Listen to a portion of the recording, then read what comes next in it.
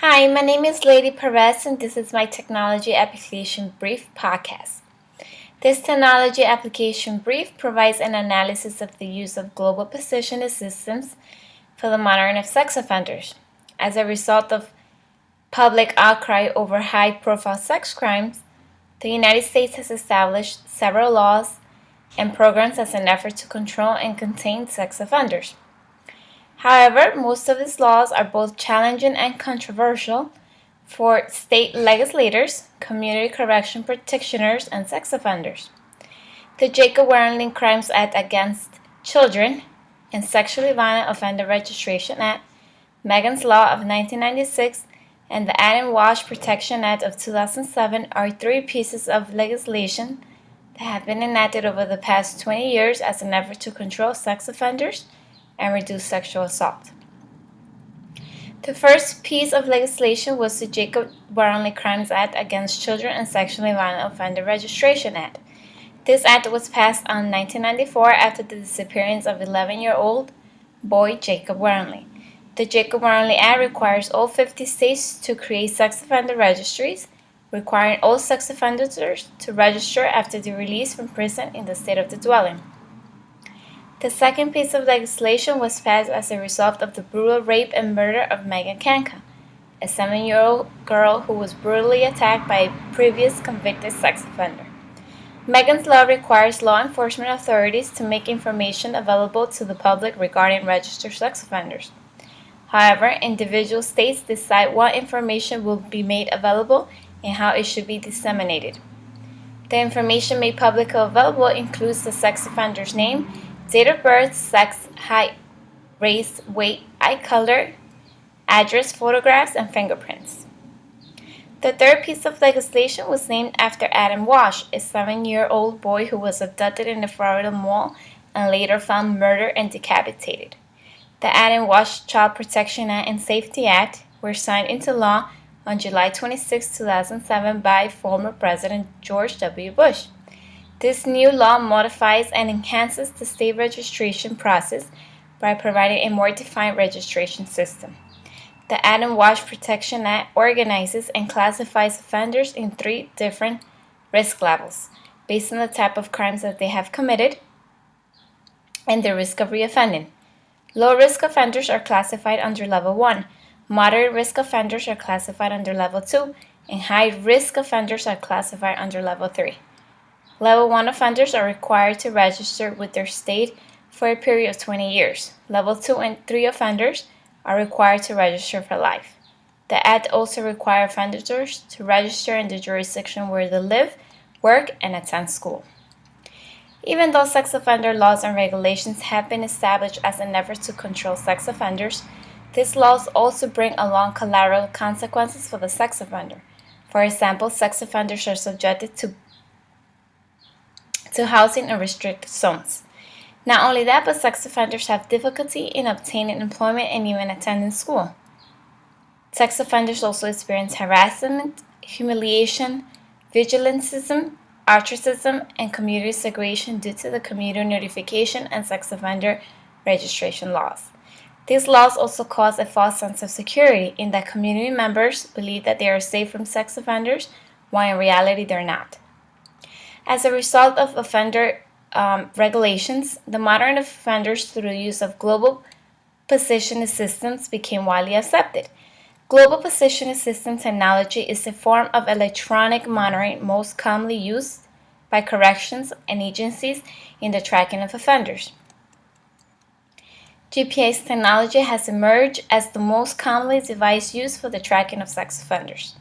In order to track offenders, a GPS unit must have a GPS receiver, a tamper-resistant bracelet worn on the offender ankle, and a battery charging unit. In order for GPS to accurately track offenders, there must be 2 types of hardware configuration used, a 1-piece configuration and a 2-piece configuration. GPS receivers are incorporated into the bracelet in a 1-piece configuration system. GPS receives stored location data point and memory in a 2-piece hardware configuration system. The system works by allowing vendor software to monitor the activities of the offender through the use of remote collection. which retrieves data transmitted from the receiver. The portable tracking device provides monitoring centers with information about offenders' position, speed, and direction on a 24/7 basis.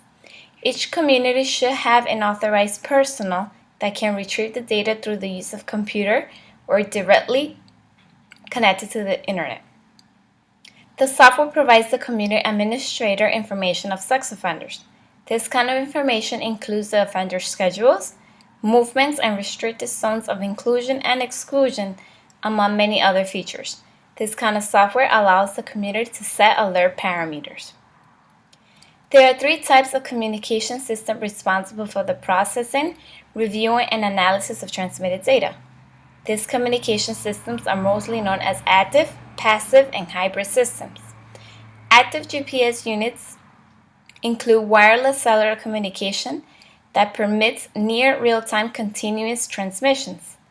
Passive system requires the data to be uploaded into the software management system, which makes this system inefficient because of the delayed notification of offender's location. Hybrid systems are more efficient than passive systems because they transmit data to the vendor management software at preset multiple times. Hybrid systems convert to inactive mode when a modern parameter is violated. In this case, hybrid systems transmit the immediate alerts to the software management system. In addition to the three communication systems discussed, there must be a group of individuals responsible for the processing, review, and analysis of the transmitted data.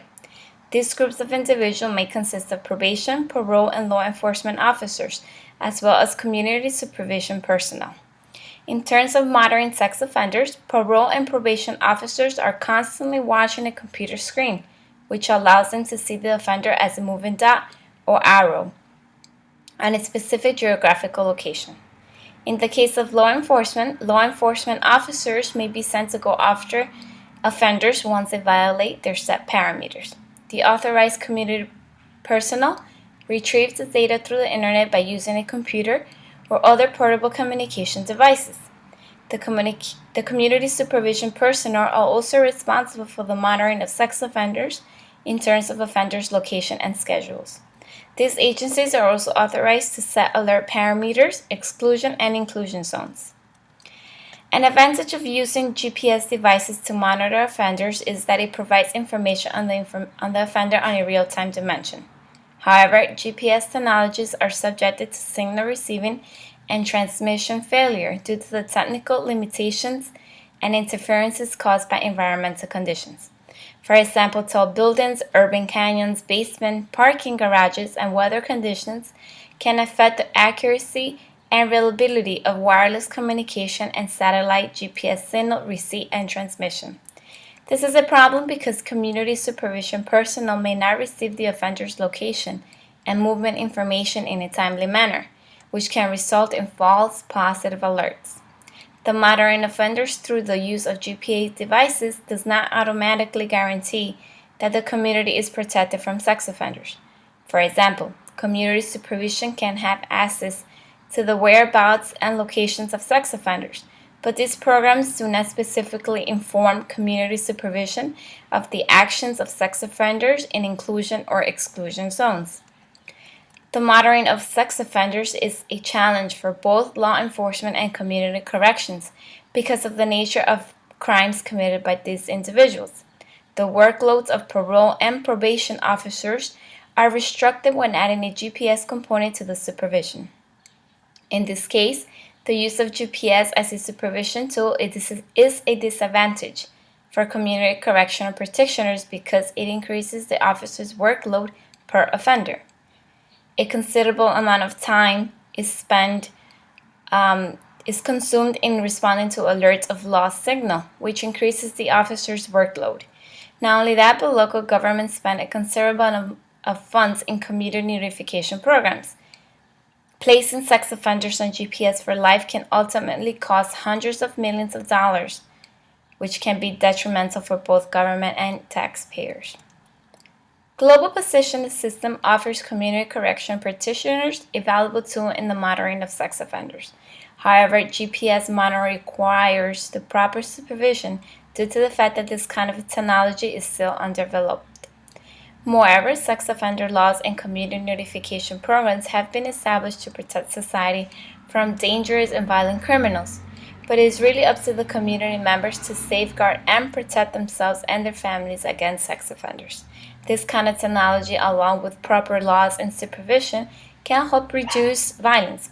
However, community members should also take proactive roles in the fight against sexual violence.